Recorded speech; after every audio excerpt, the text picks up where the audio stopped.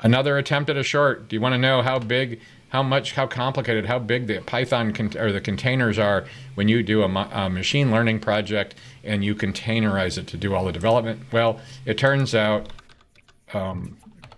NVIDIA actually makes this pretty straightforward. They have an environment in AI Workbench. Every time you create a new project or clone a project, you're going to end up in a container image, in a container that is built from one of their images, and they have a few of these.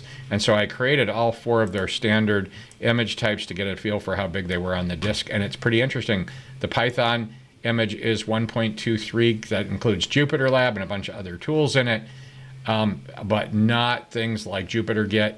And then it turns out as soon as you add CUDA, you are going to end up on a 3 GB image on the disk container image.